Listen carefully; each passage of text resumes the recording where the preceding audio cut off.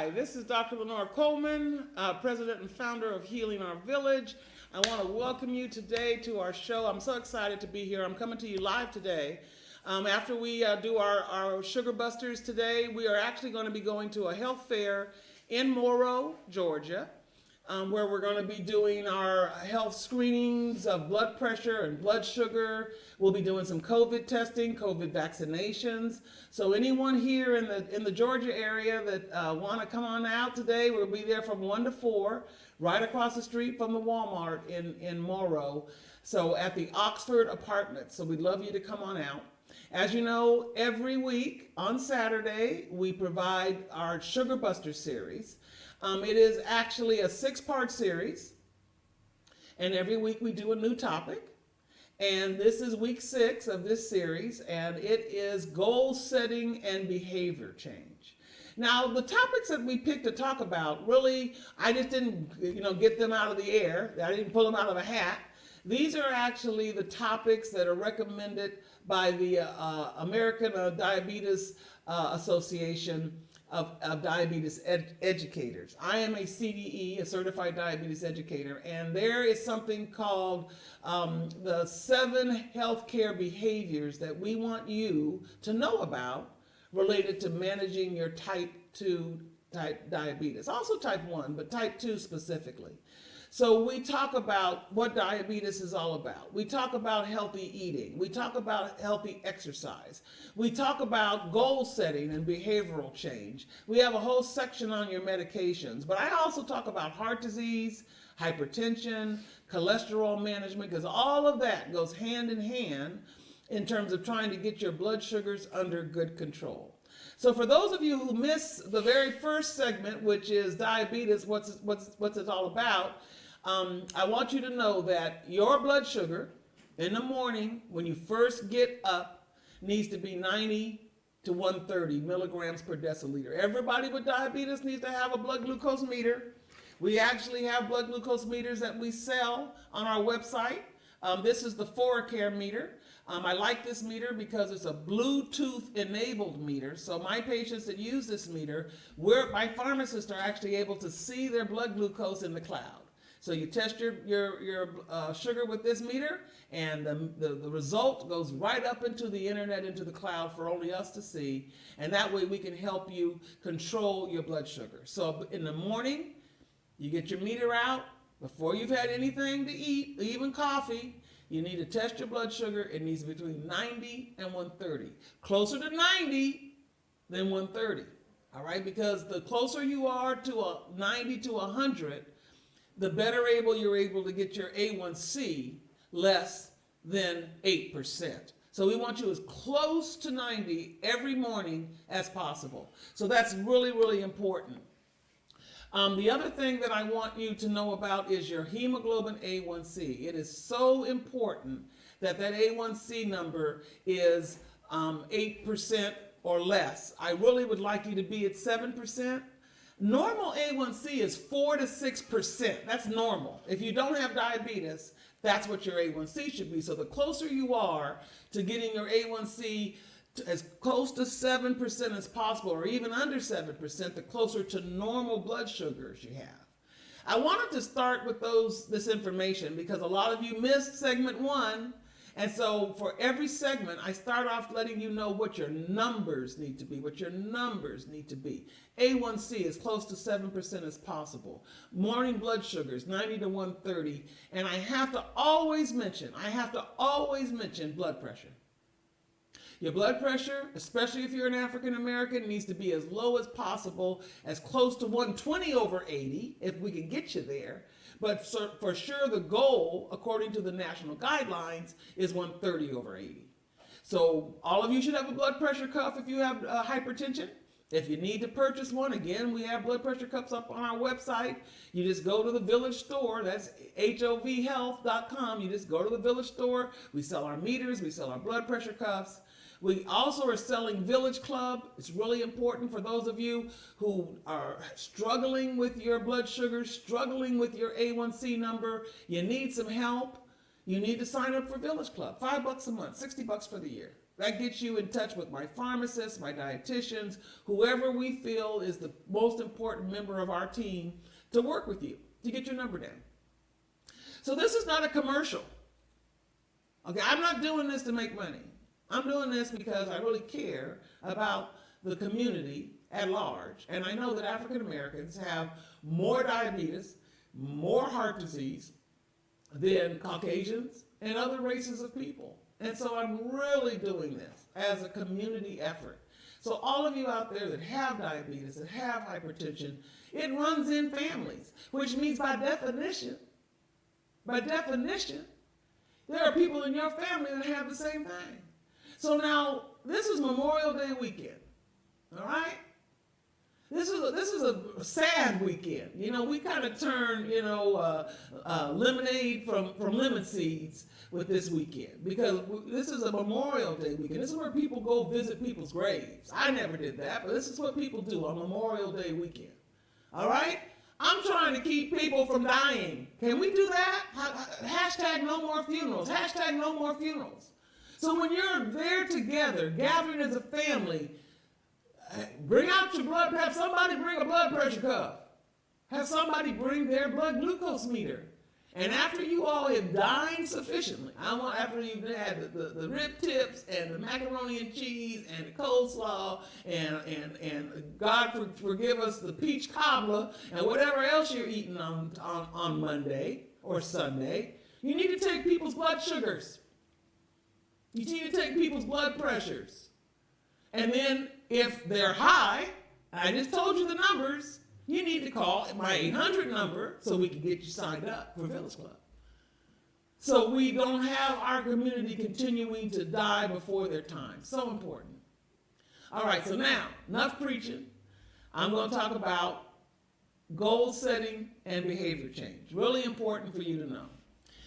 In this segment, we're going to be talking about goal setting, coping skills, behavioral change, and I'm going to talk a little bit about stress and depression.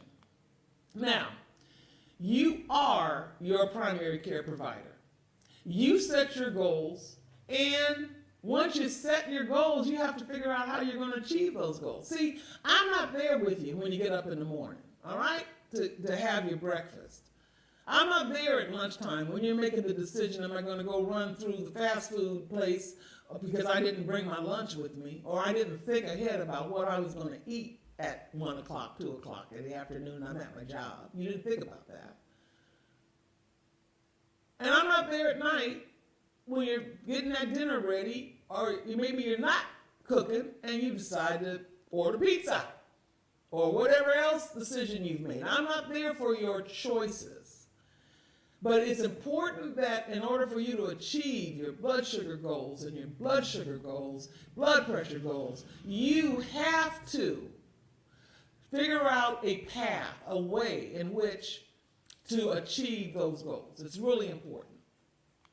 Now, this is a very complicated chart. It talks about all the different things that affect your ability to manage your goals, all right? So we look at your spirituality. Let's pick that one right off the top. A lot of you out there are believing God, are Christians or other faiths. You feel that you actually pray to them to give you guidance, to give you strength and the fortitude to go through your life. All right, the spirituality is very important because a lot of times the things, your goals in your life are based upon your spirituality. Well, one of those should be to live healthy. Because I don't care what religion you believe in. Every religion expects you to live healthy, all right, and to consider your body as a temple. I don't care what religion it is. And so this is what eating healthy, managing your stress, coping with your lifestyle, and the things in your life that affect you, all of this is based upon sometimes your spirituality, all right? We also know that you need to give yourself some rewards. You know, you need to come up with incentives, non-food incentives, to treat yourself when you hit a goal. If you hit a goal, then, maybe you go out and get that pedicure that you needed to get, or you go out and treat yourself to a massage, Or you go and buy yourself a new CD, whatever it is that makes you happy, that makes you smile. You need to reward yourself with that. All right? Your relationships in your household dictate how you achieve your goals. All right? So if you're saying to yourself, well, it's okay for me to go to the supermarket and buy the cookies and the candy and the ice cream for the kids, all right? That's a problem because they're now in your house, in your kitchen, in your cupboards, and you're making yourself miserable because you want to have one of them and you aren't really supposed to. So I call that being a saboteur. You cannot let anyone in your household, your children included, be a saboteur for you achieving your weight loss goals. It's very important. So these self-management goals are things that we try to incorporate, and this is what my educators talk to you about as we're trying to get you under better control for your blood pressure and your blood sugar. So the first step to goal setting is you got to get a plan. You got to get a plan.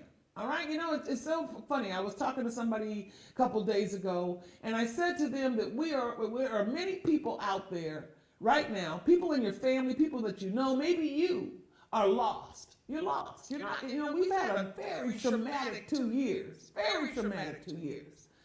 with COVID-19. So now some of you've lost your jobs, you got COVID and you're not feeling good. There's all sorts of these things that have happened over the last 2 years. And so you feel lost. You feel like you don't know which way to go, which way to turn, all right? Well, let me tell you something.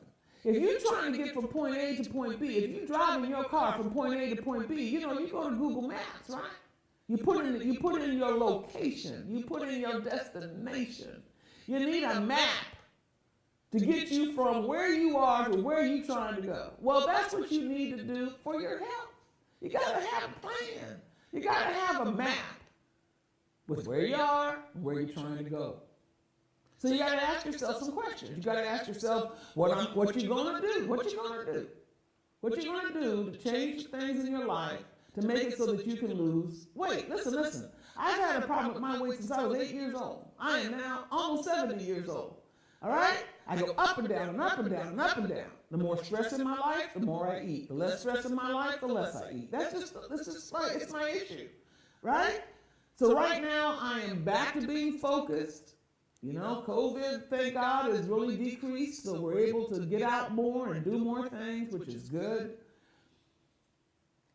And so now I'm trying to do a new path to try to lose this 50 pounds that I need to lose. So I know what I'm going to do, all right, now.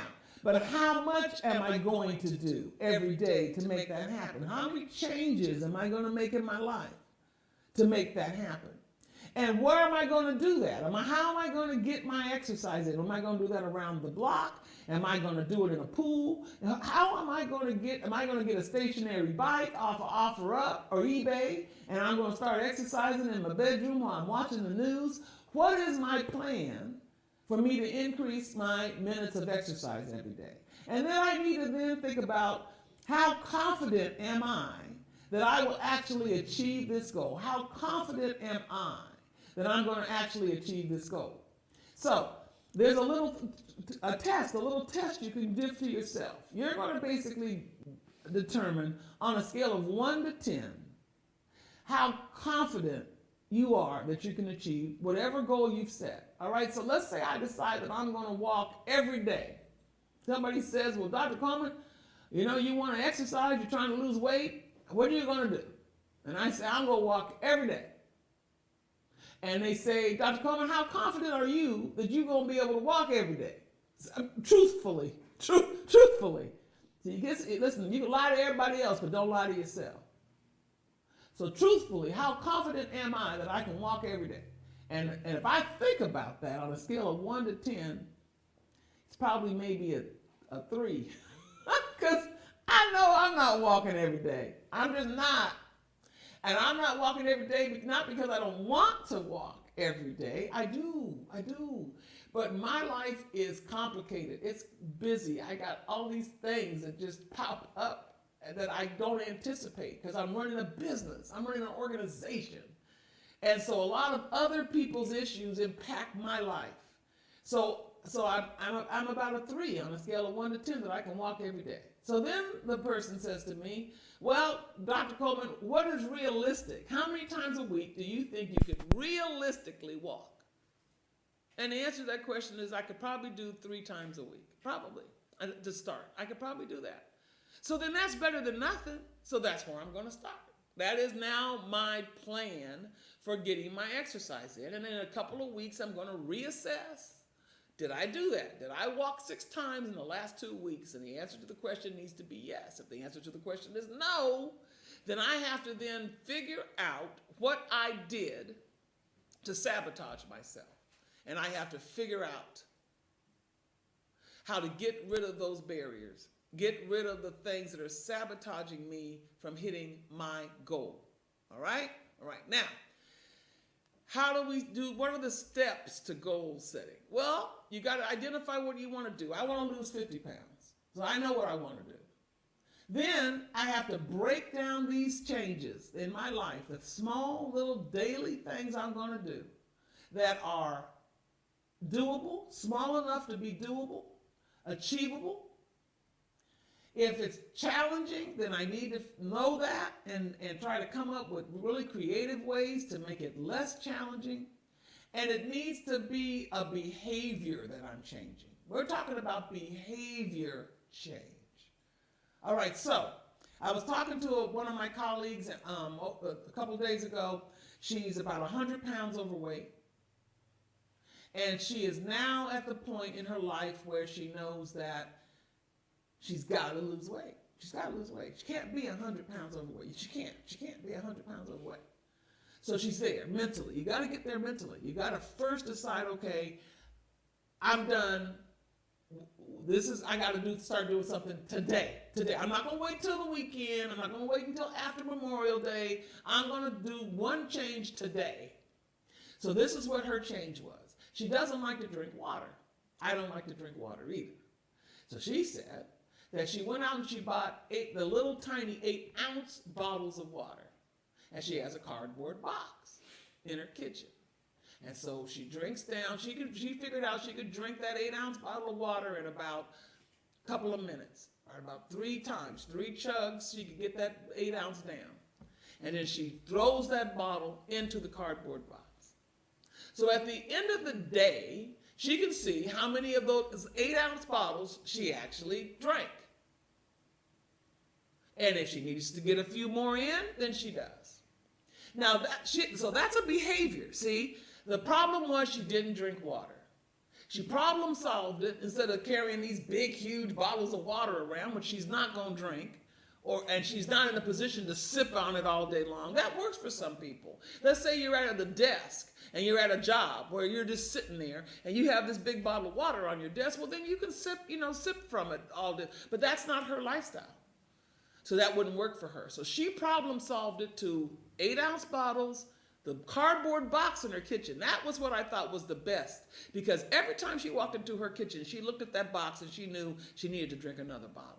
So she'd go get the bottle and she'd drink it. She'd throw it in a box. So at the end of the day, she needed to have 8 of those 8-ounce bottles in the box. That's a good thing. So she problem solved the behavior that she needed to do. So that is what I want you all to do today. Everybody out there that has diabetes, that has high blood pressure, or the people who need to lose weight, this is what I need you to do. You got to pick a behavior. You know what they are. You know what you're doing. And you just say that today I'm going to change that behavior. And these are the steps that I'm going to do to make that behavior change. Now, as you're thinking about goal setting and diabetes control, I want you to think about healthy eating, physical activity. We're going to talk about all of these. You got to monitor your blood sugar. How often you monitor is based upon what your A1C is. The higher your number, the more you monitor. The smaller your number, if you're below 7%, you don't have to test every day. When I talked to the woman, my colleague, who wanted to lose the 100 pounds, she has issues with her blood sugar fluctuating widely throughout the day. So she gets low. She gets low blood sugars often. So I've been working with her to try to help her understand what she can do so she's not fluctuating highs and lows, highs and lows. So she was come to find out she was monitoring, sticking her finger 5 times a day. She didn't need to do that, no more than 2 times a day, and that's really only if you're out of control. So this is why all of you out there who have diabetes need to work with Healing Our Village professionals so we can help you understand what you're supposed to be doing to get to, as it relates to blood glucose monitoring, because there's a lot of people out there doing this thing wrong. Okay, you got to take your medications. I did a talk yesterday for a group of senior citizens. One of the ladies in the group said, well, the problem is that African Americans don't participate in clinical trials. I was shocked when she said that. I said, wow. She goes, and I've done a couple of trials, and I like doing those trials because that way I can help medical science figure out what are the best drugs for African Americans. And we're using all these drugs and they're not tested on us. And I said, wow, that's a very informed woman. She's 80 years old, participating in clinical trials. So she was talking about medications, and that's why she's a little hesitant about taking medication, because she knows that a lot of the medications are not used or tested in African Americans.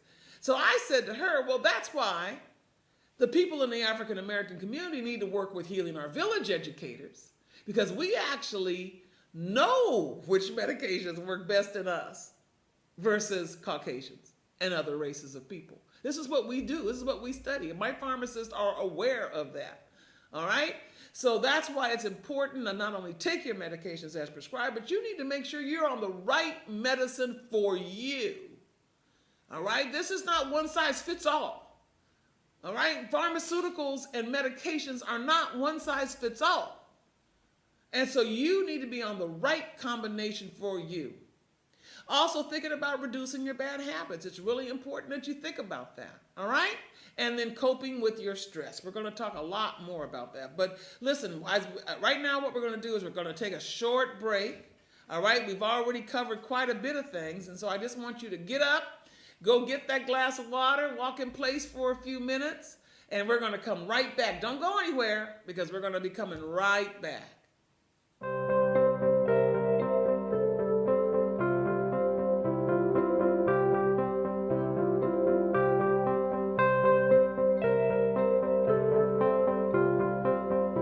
Epigallocatechin gallate, superoxide dismutase, glutathione peroxidase.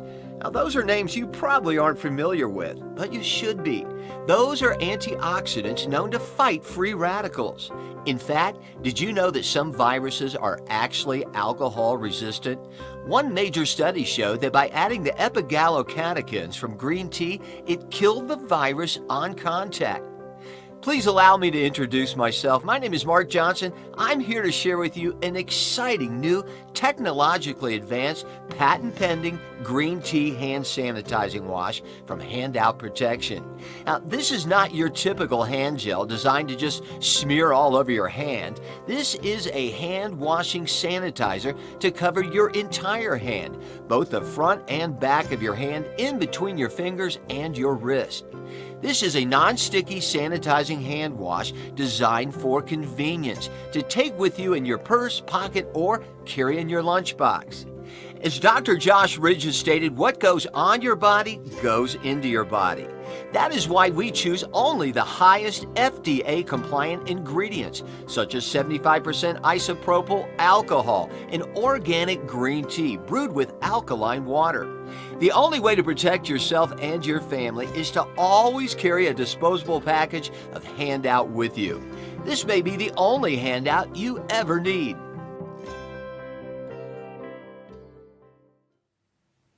Hi, welcome back. I'm so glad you guys are back. Thank you so much. So we're talking today about goal setting. We're talking today about coping and behavioral change, all right? And we talked a lot in the first segment just about you coming up with a plan, coming up with a goal, and then coming up with the steps that you need to take to reach your goal. I mentioned that a lot of you out there are lost. We've gone through a lot of trauma in the last couple of years. And so you don't know which way to go. You know you've gained that COVID 20 pounds. And now you're trying to figure out what you're going to do to change that 20 pounds. I told you that I'm trying to lose 50. And so I had to really come to grips with how Dr. Lenore Coleman, is going to get back on the road so that I can lose this weight. And for me, it's really hard because I'm almost 70 years old. All right, so because of my age, and because I have 2 hip surgeries, I just had surgery on my knee. I can't move like I used to move. See, I used to control my weight with exercise. That was my way of doing it. And so I used to work out 6 days a week. 3 of the 6 days, I used to work out twice a day. I used to work out in the morning and I used to work out in the evening. So I controlled my weight with exercise. I just can't do that. So now I have to come to grips with having to modify my eating dramatically. I have to change my whole eating plan. What I like, what I don't like, I have to change all of that because I have got to lose this weight through my food choices. And that is the hardest way to lose weight. But it's all about calories in and calories out. So this idea of coping and behavior change is so important, all right? So if you have diabetes out there, a lot of you think when you first got told you had diabetes, if you think back about how you felt about that, when that doctor said that to you, you thought maybe this might be a death sentence. You thought that, oh my God, that means I'll never have a piece of cake again in my life. How am I going to do this? My grandmother died of diabetes complications. I'm going to end up having the same problems that she had, or he had, my granddaddy, or my father, my mother, because diabetes runs in families. But I don't think of it as a death sentence. I tell my patients all the time, I actually think of it as a life sentence, because now you have something that has gotten your attention. You now know that what you eat and what you do in terms of exercise and physical activity affects your blood sugar. And that blood sugar, if it's too high, affects your eyes, your kidneys, your nerves, but more importantly, affects your cardiovascular system, your blood vessels, your arteries, your veins, your heart. And that is why most people with type 2 diabetes die of heart attacks and strokes. So because you know this, you're now paying attention. Most people who are dying from diabetes complications didn't even know they had diabetes. Of the over 38 million people in this country that have diabetes, a third of them don't know they have it. That is why we're going to Morrow, Georgia this afternoon from 1 to 4 to do a health fair. It's right across the street from Walmart at the Oxford Apartments, so that we can do some screening of people with diabetes in their families, so that we can let them know that maybe they have a problem with their blood sugar, and that might actually affect the way they eat on Monday. So maybe they don't eat that piece of pie. Maybe they don't have that peach cobbler. Or if they do, they just have a little bit.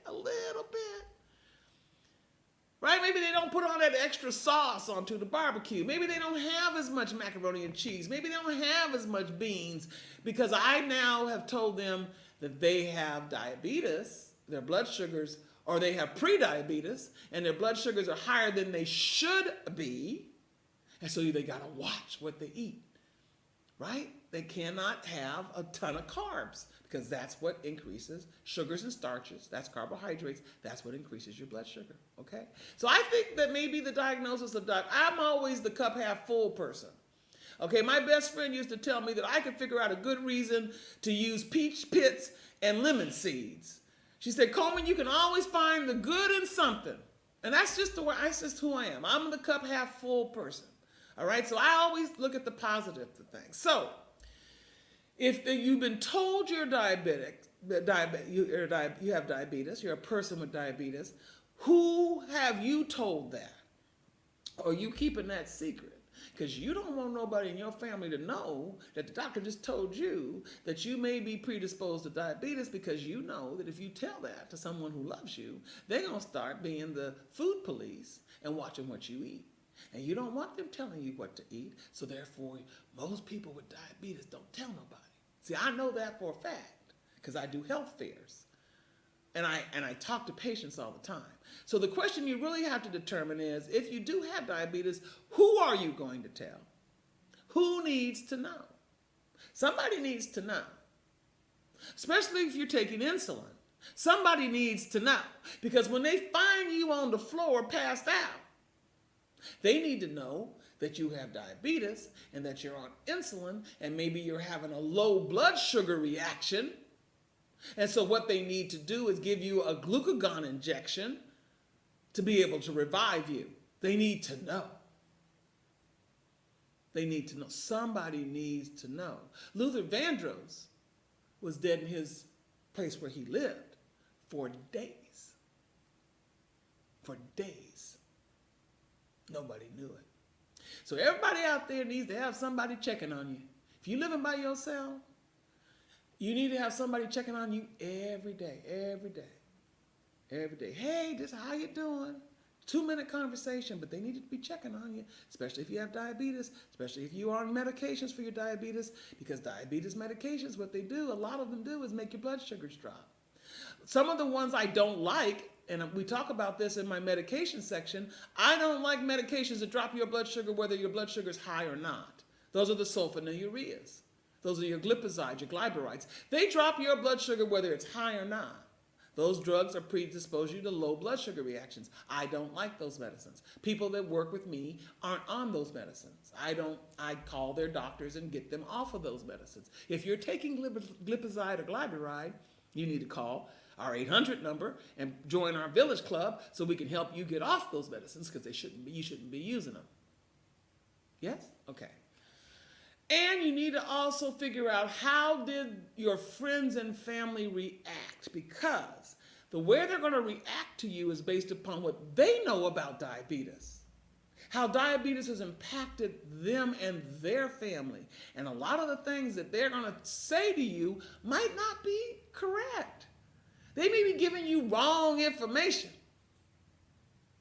So I need you all, once you find out that you have high blood pressure, once you find out that you have diabetes, you have to only be talking to healthcare professionals who know what they're talking about. One of the things that we're doing here at Healing Our Village is COVID-19 testing.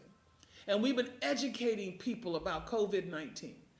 And I am just amazed at the number of African Americans in this country, who do not believe scientists and doctors. I have been doing this for 40 plus years, and I'm having arguments with Uber drivers about COVID-19 infection. Seriously? I'm not telling you how to drive your Uber. So please, folks, take your information from people who know what they're talking about. I have books here. We have a website. It has information on it. Get your information about your health from health professionals. That's the concept, people. They're professionals. That's what they do every day. It's health. So you have to figure out who you're going to tell, how did they react, and who needs to know. This is an important slide. That's why I'm sitting on this slide for a minute, because this is what I find when I go to my health fairs.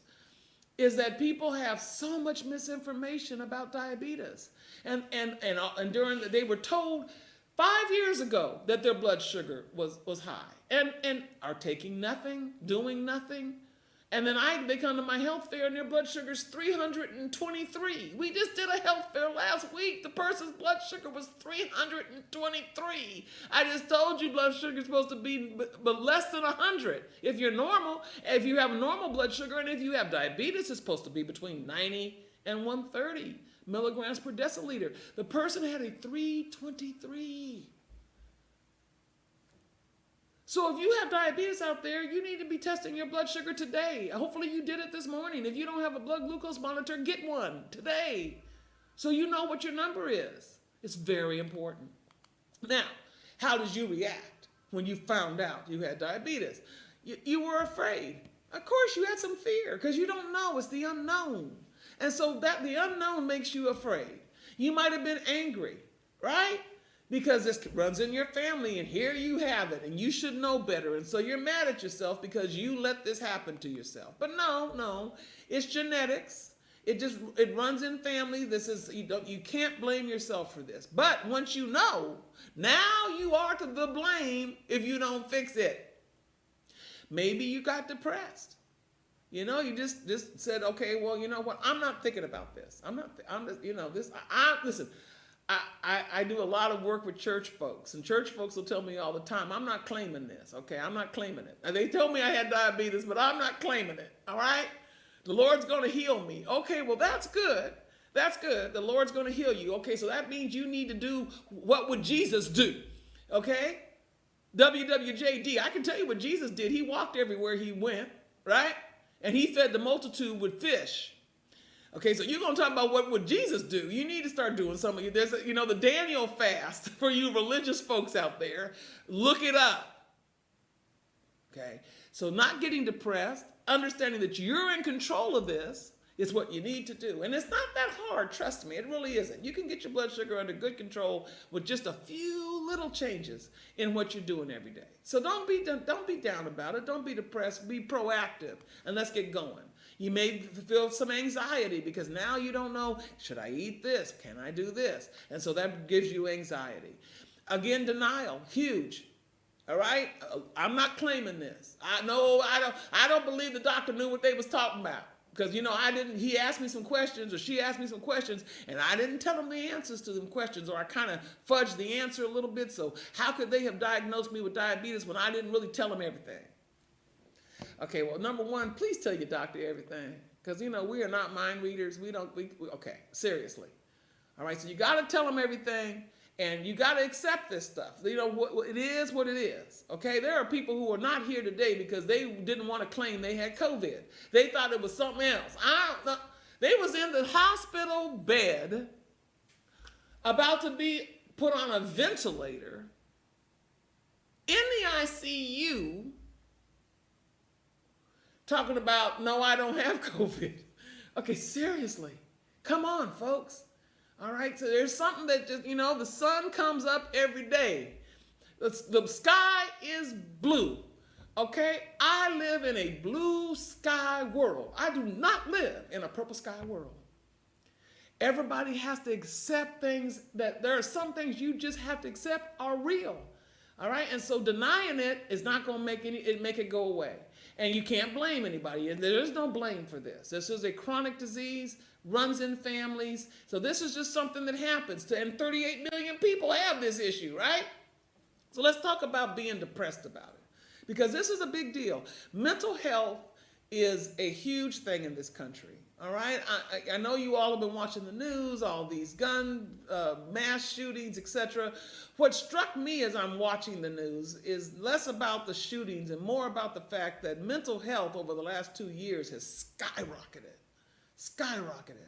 And the thing that really breaks my heart is there are so many young people and young adults who are depressed. Do you know what the number one drug prescribed in this country is?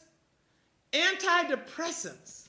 Do you know that the United States of America, the richest country in the world, gives out more antidepressants than any other country in the world? Number one drug. Yeah. We are a depressed country. Doesn't matter how much money we have. Doesn't matter that we're living better than most of the world. Doesn't matter. We are down in the dumps. And so it's important that you realize that. A lot of folks are walking around here depressed and you don't even know it. There is actually, if you go online right now, there's something called a depression test. There's like 10 questions. You'd go through these 10 questions and you'll get a depression score at the end of this depression test.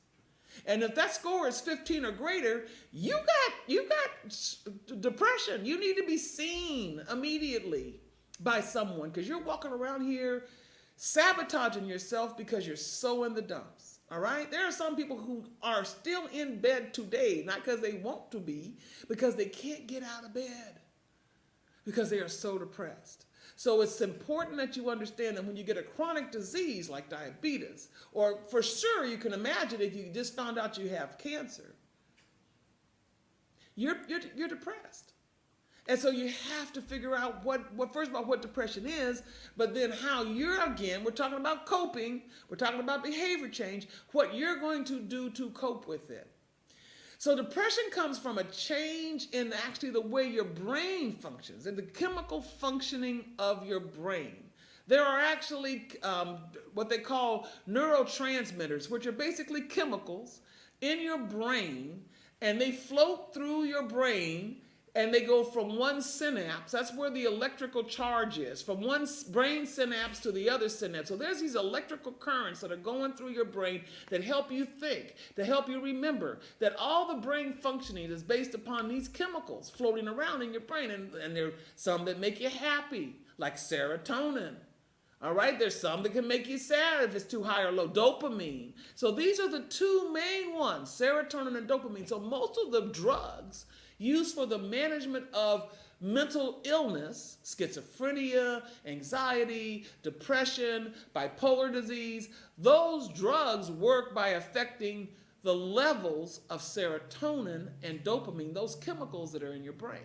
So you need to understand that. This is actually a physiological thing that's happening inside your brain. But it can also be caused by stress. If you just lost someone, there's over 1 million people who have died of COVID in this country. Some of those were your family members. How many funerals did you go to or know about in 2020 and 21? We're in 22. We had 2 years of death and dying. Some of you were affected by that. So these difficult life events can cause the chemical balance in your brain to be affected.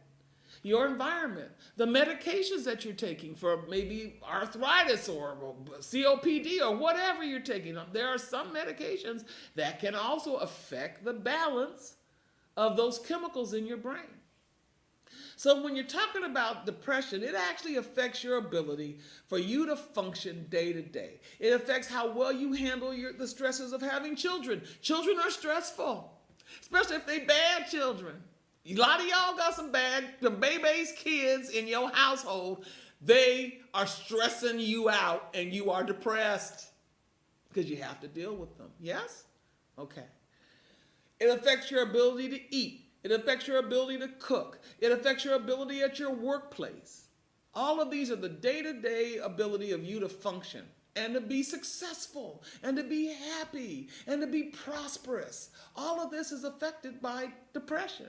So you got to, first of all, know if you are depressed. And I've told you how to figure that out. There's a depression test that's on the web. You can take that depression test right now. Now, you get a chronic disease like diabetes and you lay it on top of depression, and that doubles your risk of being depressed because now you've got something to be depressed about. Yes? Okay.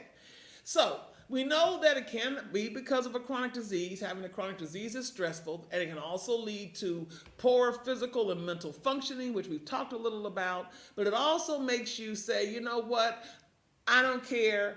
I'm having this chocolate bar, or I'm going to go ahead and eat the rest of this Haagen-Dazs ice cream because it makes me feel better. The problem is while you're eating it, you feel good because sugar is a rush. You get that sugar rush. But then after you've eaten the whole thing of Haagen-Dazs ice cream, you are depressed because you know all them calories is going to go right from the lips to the hips, but you also know that you have just messed up your blood sugar. And if you don't think so, after you finish that quarter, that pint of Haagen-Dazs, take your blood sugar, because I just told you everybody has to have a glucose monitor at home, yes? Okay.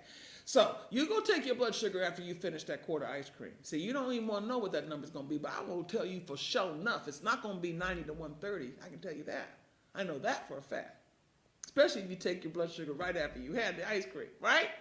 And then a lot of you aren't taking your medicines. I'm a pharmacist by training. This is what I do. I've done this for 40 years. This is what I do, is help people take their medications, take the right medications as prescribed. That's what I do.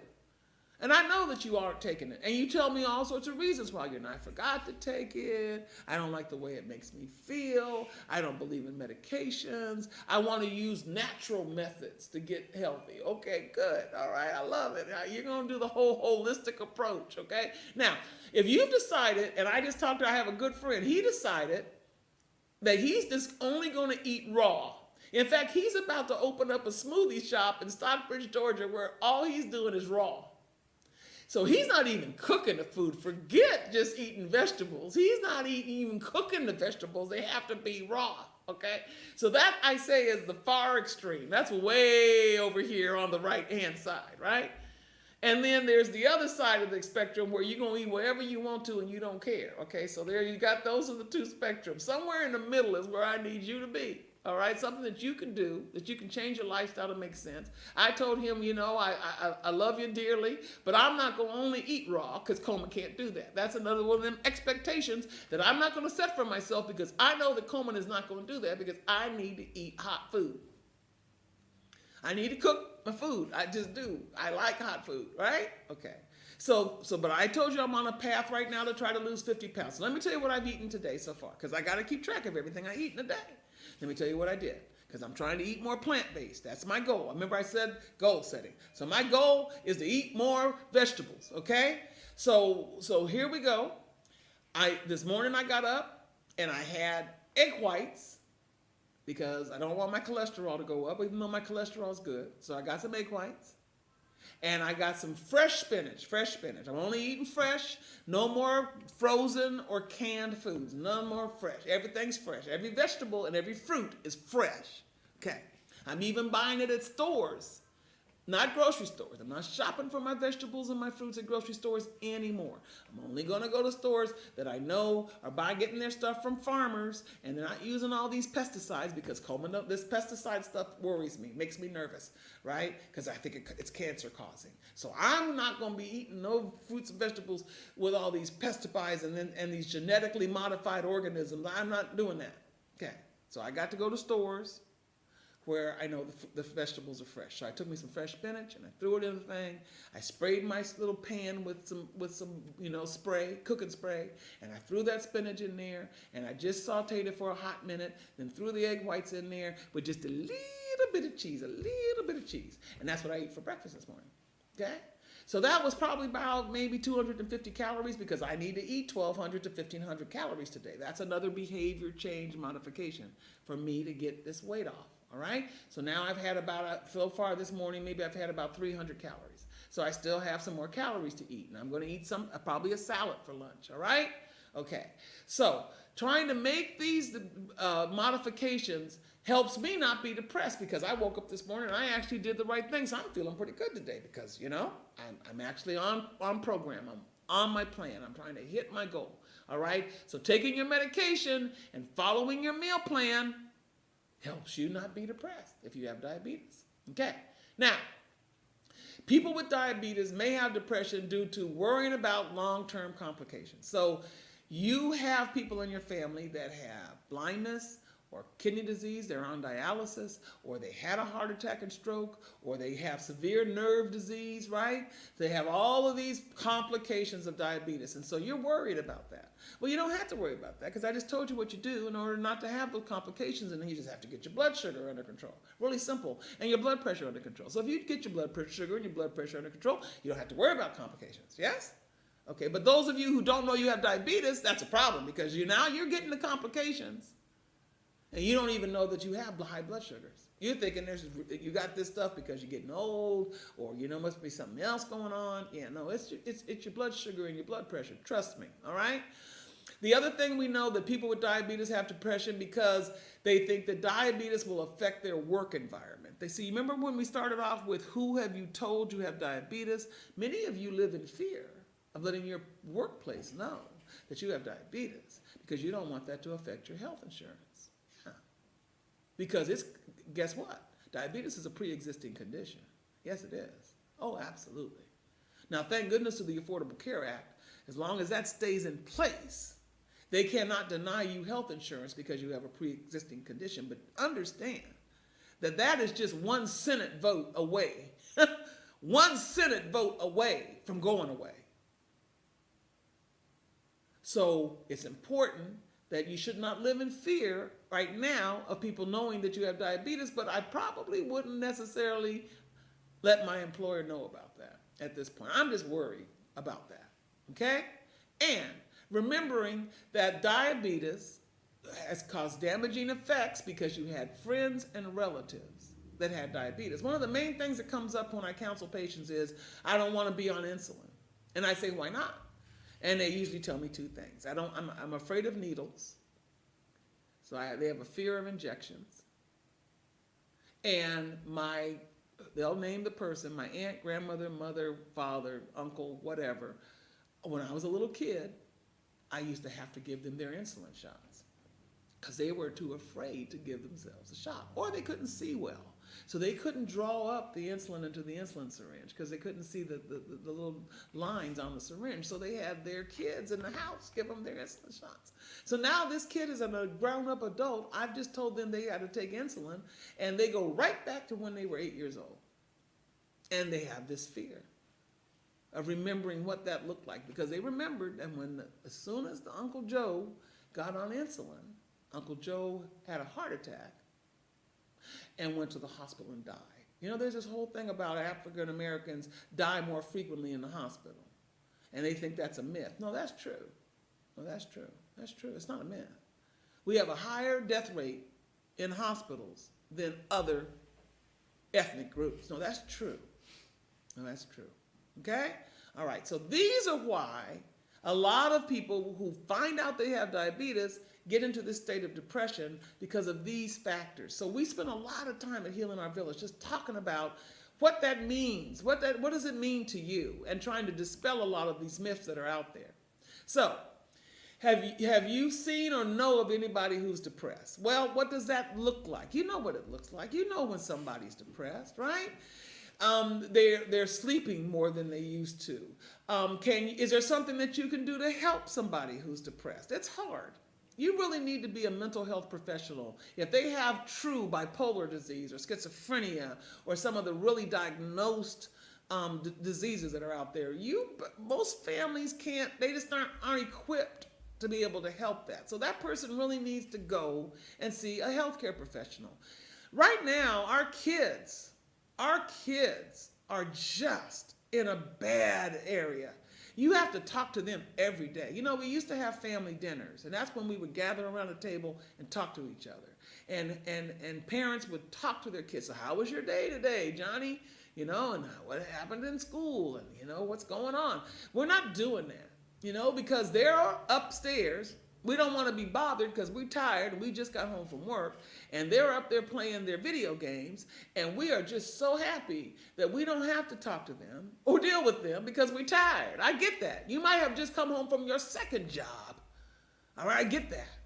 The problem is that them video games aren't keeping them from being depressed. And let me tell you something else about them video games. Those video games affect that hormone, that chemical balance in your brain, that serotonin and that dopamine. Oh yeah. They've done studies where they put these folks on these games and they measure the chemicals in their brain and how it's affecting their brain. And it's not a good thing, people. So these kids cannot be playing video games, especially ones where they're violent video games or games that cause a lot of anxiety, the ones the kids love the most, right? Though they're not healthy. I'm just telling you.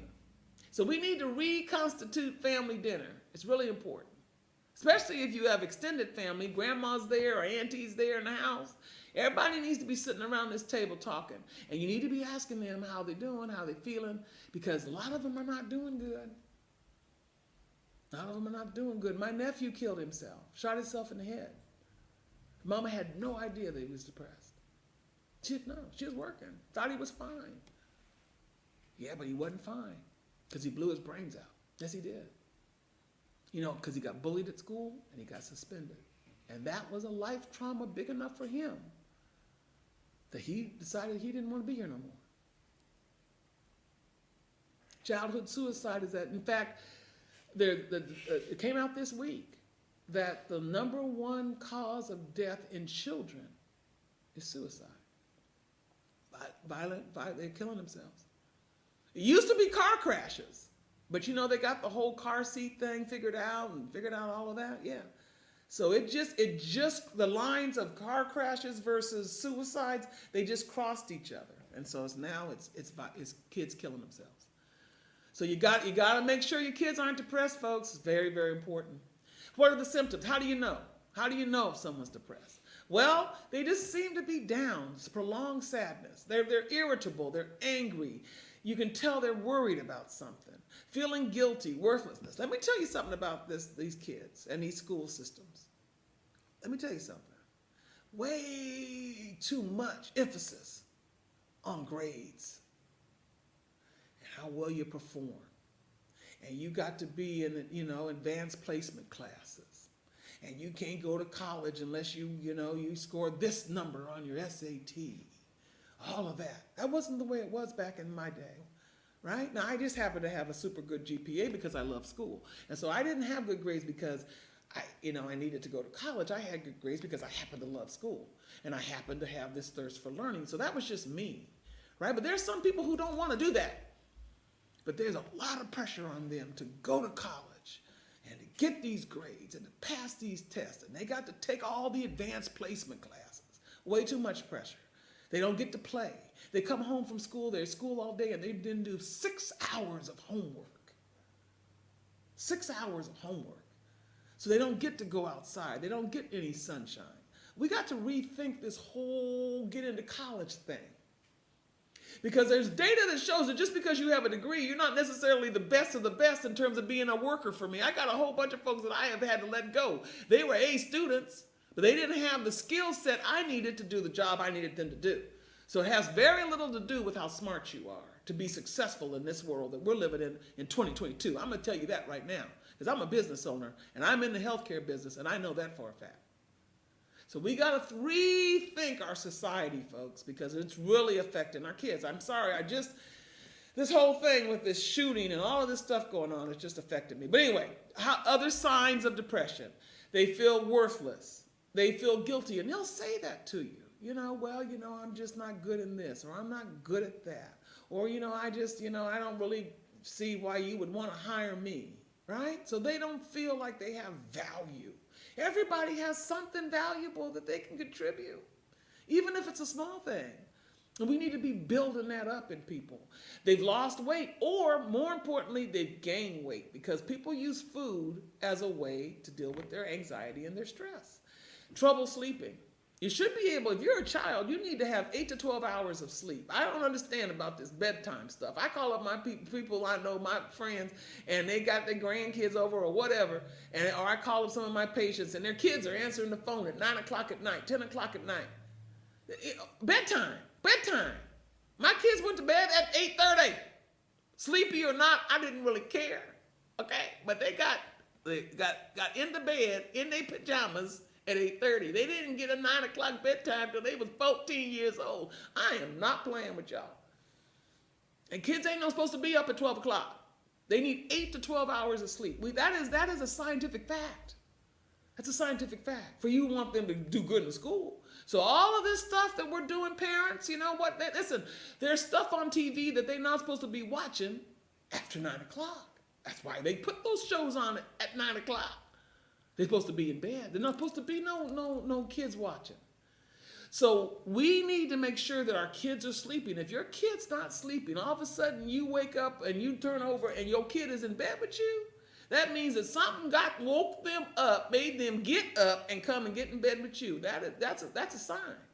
That's a sign. That means they're having trouble sleeping. And you need to figure out why they're having trouble sleeping. It ain't because they just love mommy and they love daddy so much they just need to be in bed with you. Oh, no. That's not what's going on, folks. You need to figure out why they're having trouble sleeping. Maybe they're having nightmares. Maybe there's other stuff going on. I don't know. And then, the worst case is, we do a lot of depression as part of diabetes. And there's a lot of people that talk to me. The question that you ask as a mental health professional, and you know this, you've seen it on TV, is have you ever thought of suicide? Have you ever thought of killing yourself or someone else? The whole idea of patients being admitted into a psychiatric facility, the first question is, that they have to address, the first question that they have to address is, are you a danger to yourself or someone else? That's the question they ask. That makes the decision whether they admit you into a psych facility or they don't. That's the question. And that question is very important. Think about that question. The question is, are you a threat to yourself or others? Yourself. So this is the assessment that you have to do. You know this family member, you know your kids better than anybody else. All right? Before you send them to a school, all right, to deal with all of this input from all of these kids that they're dealing with at school, you better be sure you're sending a kid there who can cope with all of the stressors that they're dealing with at school. It's really important. There's a lot of kids that have diabetes. There are a lot of kids that have health challenges. You have to think all about that. And you need to learn the symptoms of depression. So now there's all these really amazing new drugs that are out here now. I'm just shocked and amazed at all of the new medicines. They've done a lot of research in this space of medicines that you can take that'll help with some of the balancing those chemicals, that serotonin and dopamine in your brain.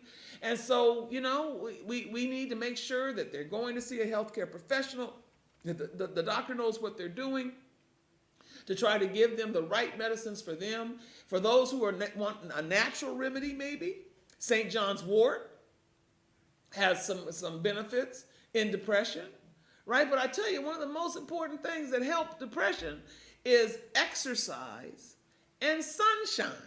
Yeah, being outdoors and exercising, because we know that exercise actually affects the chemicals in your brain as well. They're called endorphins and enkephalins.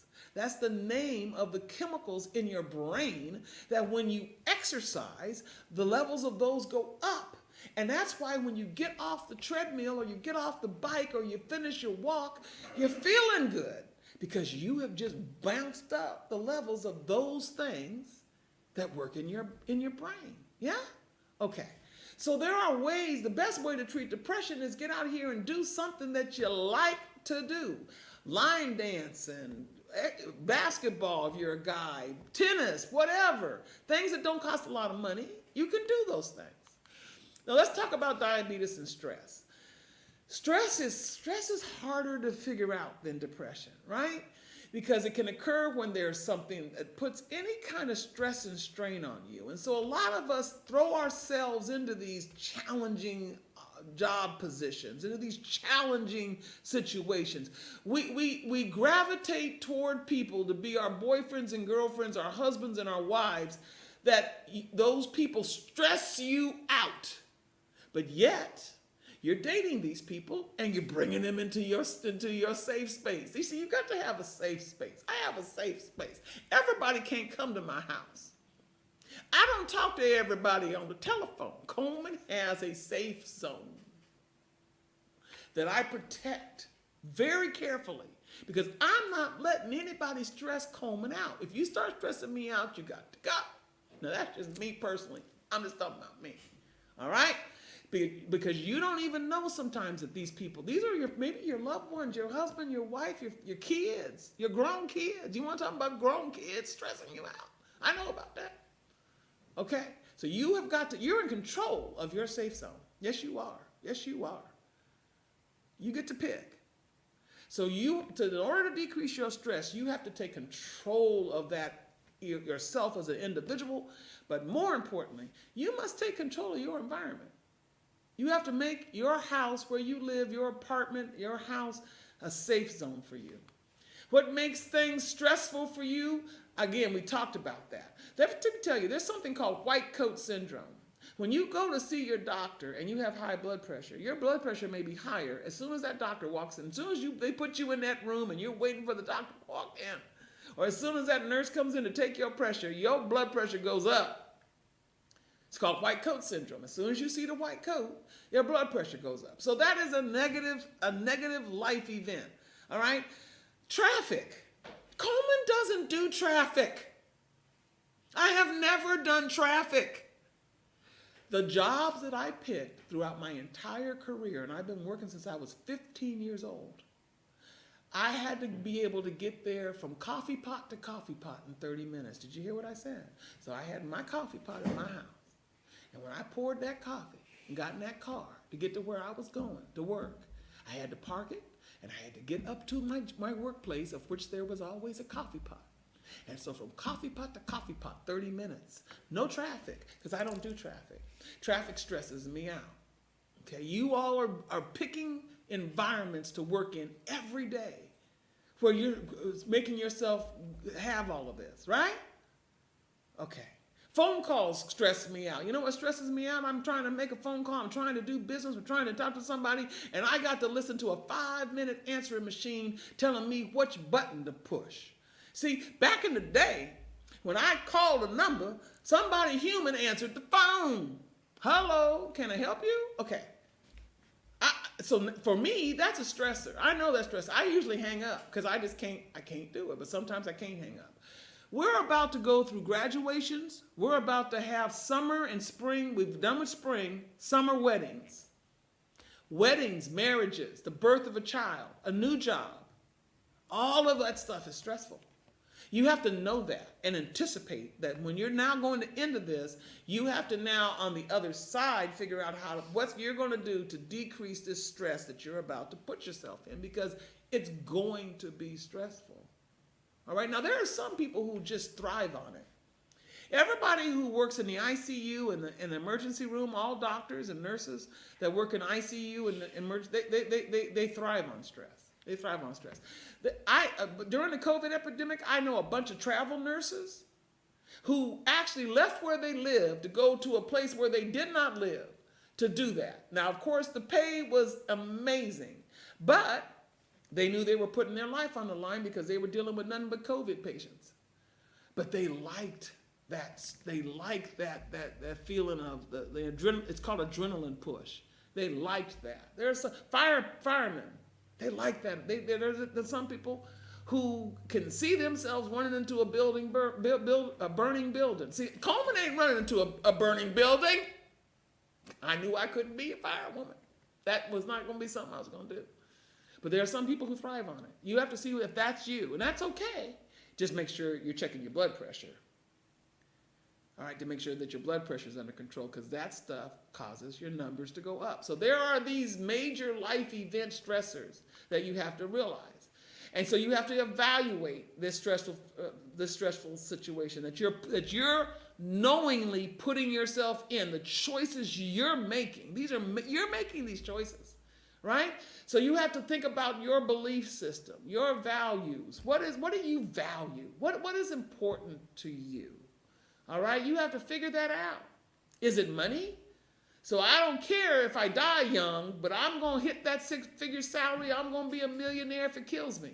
Is that what you value? But you might not be here to enjoy it? You don't know how many seniors I know who have dementia, who have had strokes, who got money sitting in the bank. And all the time I knew them when they were young, they used to say to me, oh, when I retire, I'm going to travel the world. I'm going to open up a bookstore. I'm going to do this. I'm going to do that. All of these things that they look forward to their entire life. But in pursuit of that dollar, trying to make that money, so they'd have enough money, they thought, to do what that was they were going to do. They can't do it because they broke their body down so bad, they're not able to walk. They're not able to think. They don't even know who you are or where they are. That, to me, is sad. So you got to figure out your values. And then once you figure that out, then what your goals are to achieve what you consider to be happiness. What does happiness mean to you? You need to evaluate that right away. Because what made you happy as a young person might not make you happy as an older person. So you got to figure that out and reevaluate through every decade. So your 20s is different than your 30s, 40s, 50s. Every decade you need to do a whole reevaluation of where I'm at. What are my values? What are my goals? What makes me happy? So that you can tweak what you're doing on a daily basis to get to where you're doing. And try to minimize the amount of change in your life, because change is stressful. Change is stressful. Okay, now, I told you about how your body reacts to it. There's these stress hormones. The catecholamines, that's your epinephrine, your norepinephrine, you've heard these words. Your glucagon, your growth hormone, cortisol, all of these are stress hormones. They're called the flight and fright hormones. So when someone's about to get into the car accident or to have some kind of trauma, all of those hormones go up in your body, the stress hormones, right? That's what makes your heart beat fast. That's what makes you start to sweat. Those are all of those chemicals that are in your body, the stress chemicals. Now, having diabetes is stressful. I just told you that. So therefore, those are also up in your body when you have diabetes, and what they do is they cause your blood sugar to go up. See, when you're about to need to run away from something, that's the flight.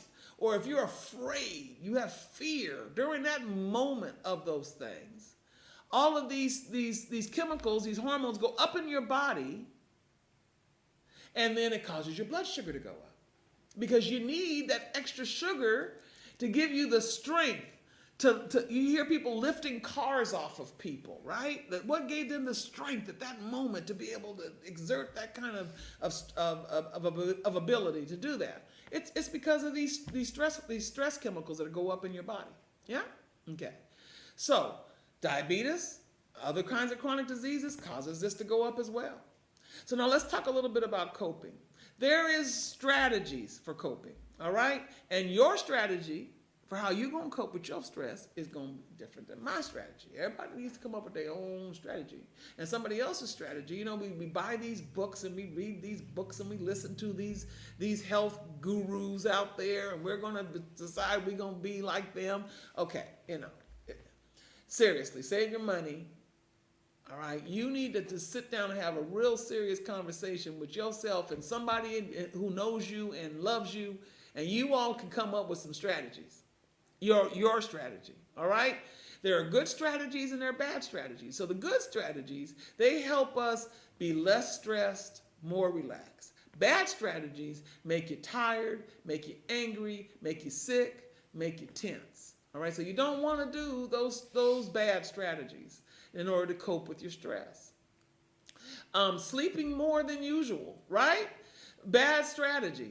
Right? You want to get up and get out and do things. That's not good. Or hiding the diagnosis from your family. That's not a good strategy. That's a bad strategy. Now, you don't have to tell everybody in your family, but you know who they are. They're your family. You know that there are some folks that you really want to share because you know they're going to be supportive and they're not going to be, judgmental, talking bad about you. All right? You need to gather some of those people into your life. All right? And then not taking your medicine, not seeing your doctor because you eviline and you don't want no bad news. So don't give me no bad news. So you don't go to the doctor because you don't want to know what your number is. Okay, so let me tell you this. That's why I want you to know your numbers at home. So you ain't got to go to the doctor to know your number. You need to be taking your blood pressure at home.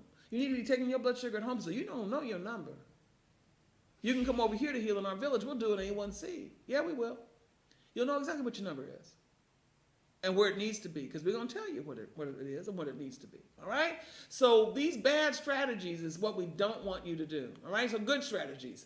You got to face the issue, right? You just got to know what's going on. You got to face it. You got to get into a routine.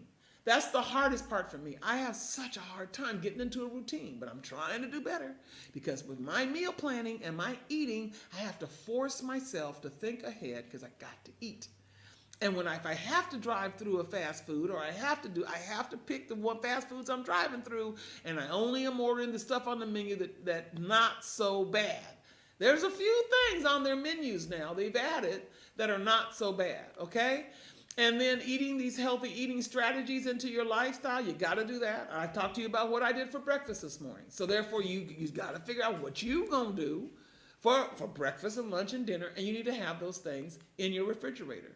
And then, again, reward yourself for the small successes. I'm really good at that, all right? I'm always trying to think of something that I want to do to make me happy. I got a whole bunch of things that make me happy. And so I'm able to do that really, really easily. I'm blessed with that. All right, but you got to figure out what makes you happy so you can start rewarding yourself with those things, and it can't be necessarily food. All right, so bad strategies: people start smoking, or they drink too much, or they're using drugs of abuse. You know, there are so many people that are using THC, using marijuana as their drug to handle their mental health issues. So they're depressed, or they're down in the dumps, or they're not where they need to be, and so they think that smoking a joint's gonna make a difference in that thing. I mean, this is real. This is real. Well, THC is a depressant. All right? Alcohol's a depressant. It is, if you drink too much especially. So you're depressed and you're using stuff to make you more depressed. That's a problem. Okay, so I tell my THC people out there, listen, you know, you need to be dealing with CBD. If you just got to do something, at least use something that'll the cannabinoids, cannabidiol. All right, there's various different ones that can actually affect your mood, can help with that, can help you sleep. They're doing so much research in this area. It just blows my mind.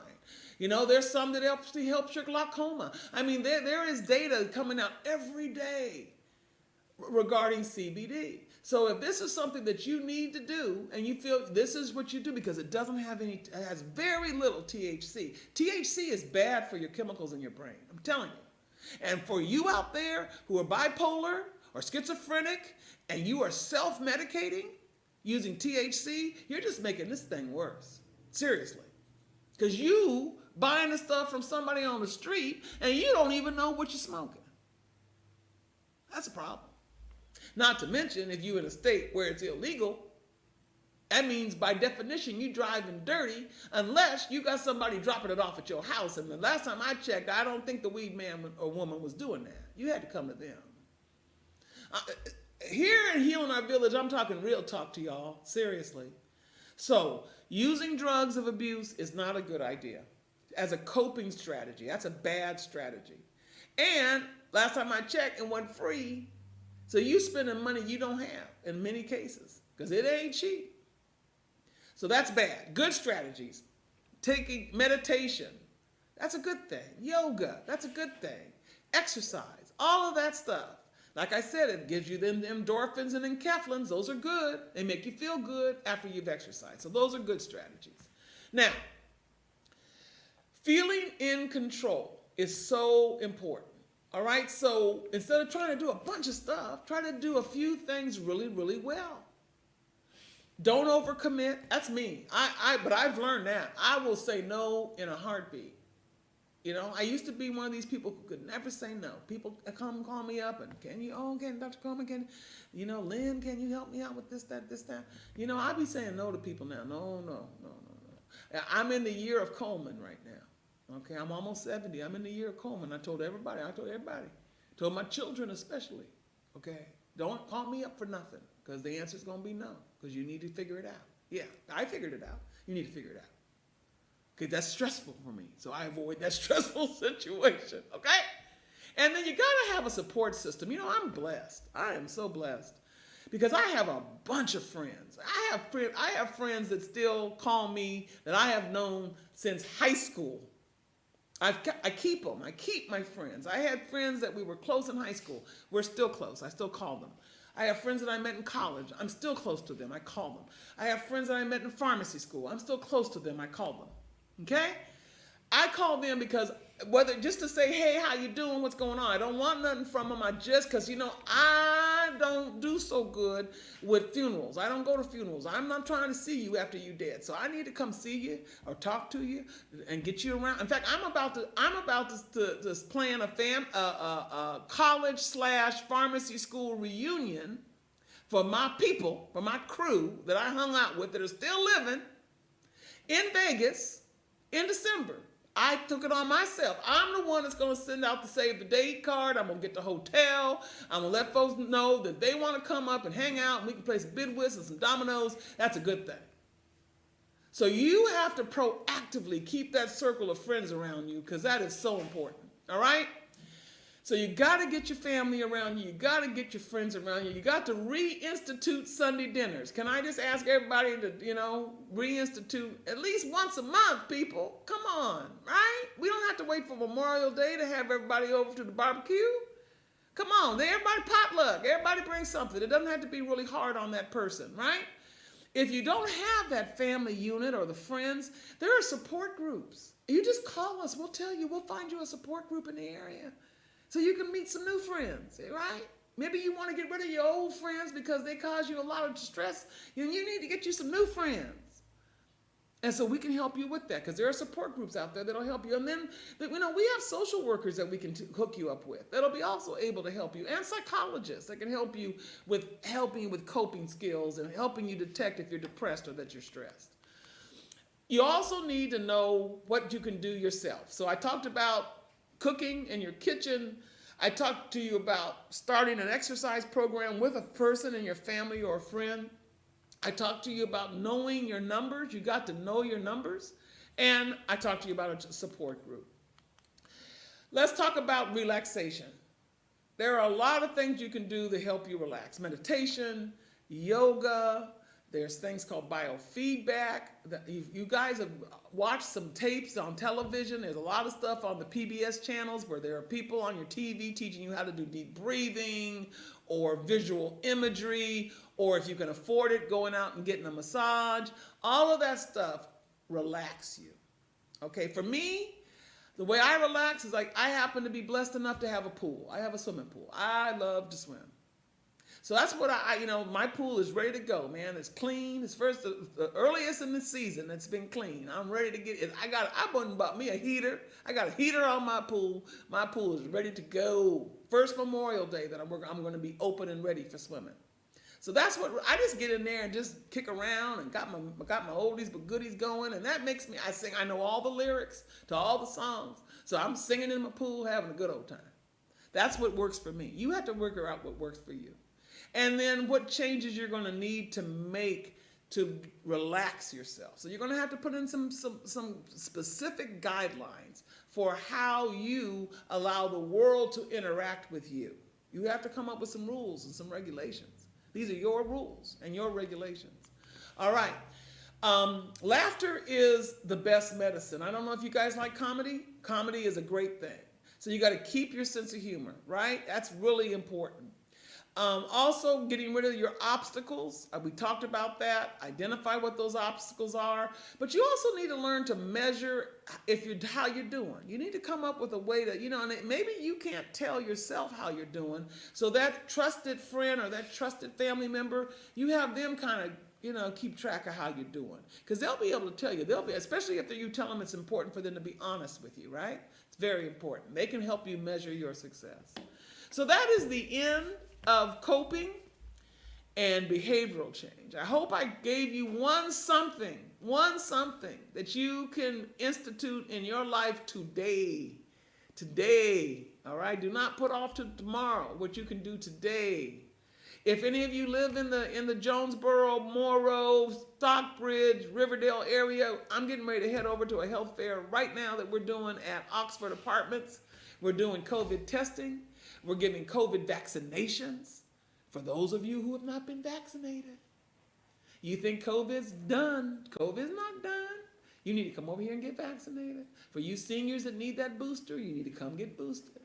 It's very important, all right? Because we're going to be around a lot of people this summer. You're going to be gathering.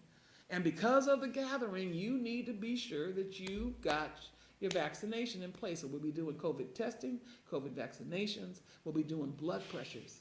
If you have high blood pressure, or you think you might have a high blood pressure, or you woke up with a headache today and you're not sure why, you need to come to my health fair if you're in the area, and I can take your blood pressure, and we can tell you. I got pharmacists there going to tell you what you need to do to do better. Yes? So come on out. We're going to be doing all of these special things for those in our community. Healing Our Village, we do this all the time. I'm going to start putting up a calendar on our website where we're going to be. So if you want to come on out and get some of these things, you can. I'm located at 177 North Main Street in Jonesboro, 177 North Main Street in Jonesboro. We have something called Wellness Wednesdays. You can come on out on Wednesday. Everything we do for free on Wednesday. Wednesday's the day. Come on, just drop on in. I can have somebody take your blood pressure, take your blood sugar, get you hooked into whatever you need to be hooked in. You can join Village Club.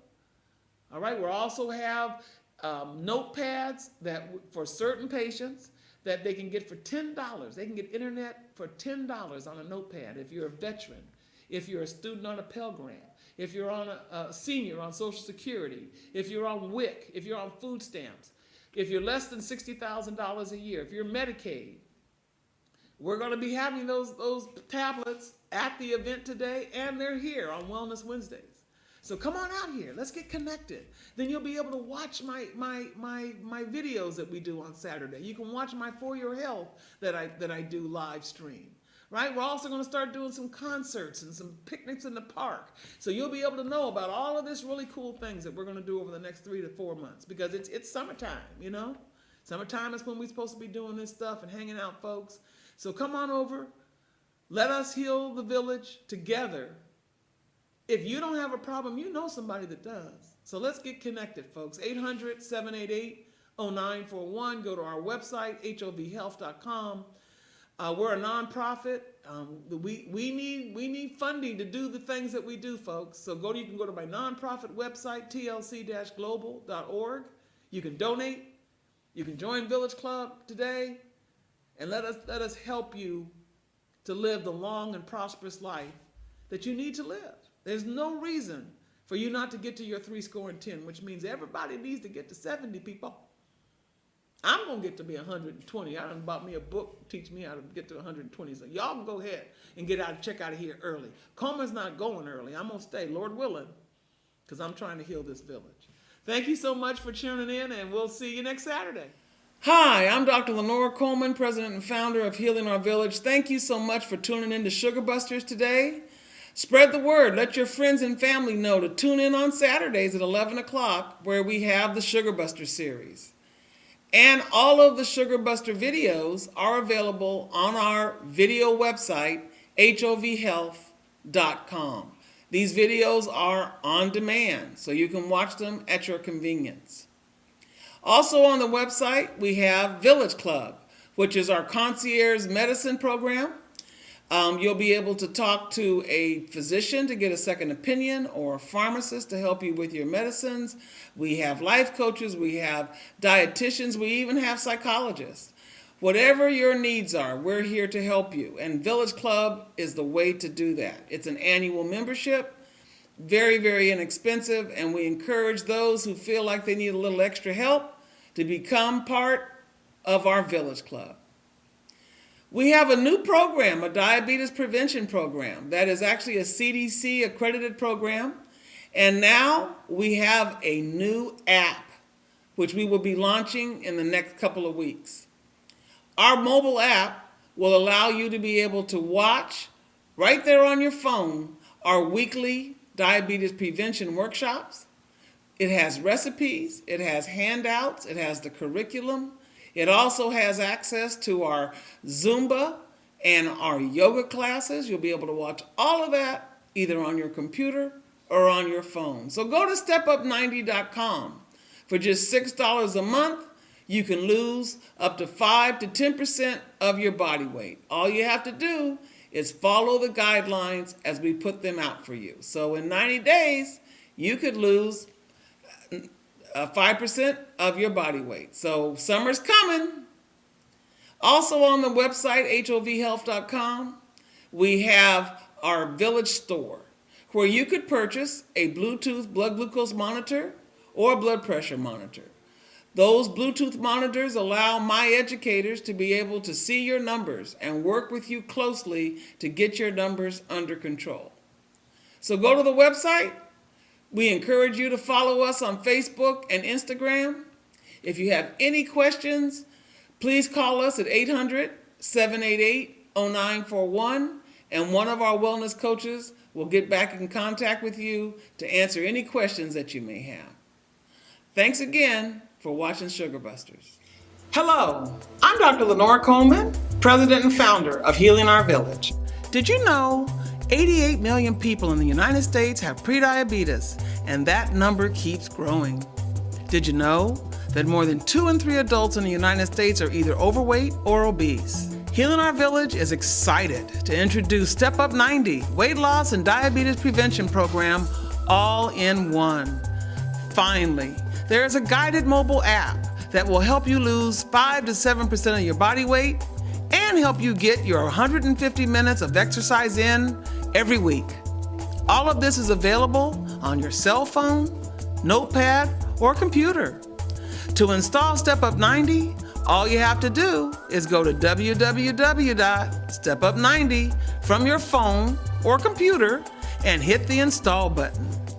Once the icon is added to your home screen, you can create a unique login and password or use your Facebook or Google login credentials. Do you have prediabetes? Does diabetes run in your family? Well, once you log in to Step Up 90, you can take the diabetes risk test. If you score more than 5, you may be at risk of developing type 2 diabetes. Step Up 90 features the CDC-approved Prevent T2 program, along with their food log, fitness log, and action plan. All materials can be printed or downloaded for easy use. Our monthly calendar provides our virtual class schedule with a reminder 30 minutes before the class to help you remember. Are you looking for easy to understand lifestyle videos, healthy recipes, exercise classes, nutritional support groups, or a cooking demonstration? All of this is available with our premium package. The most unique feature of Step Up 90 is your ability to chat with your lifestyle coach, a clinical pharmacist, or a registered dietitian. These experts will have weekly office hours. They are there to help you achieve your lifestyle goals and manage your medications. Sign up today for Step Up 90. We have our basic package starting at $5.99, featuring our weekly Zoom classes, and our premium package at $19.99. Step Up 90, it is time for you to step up.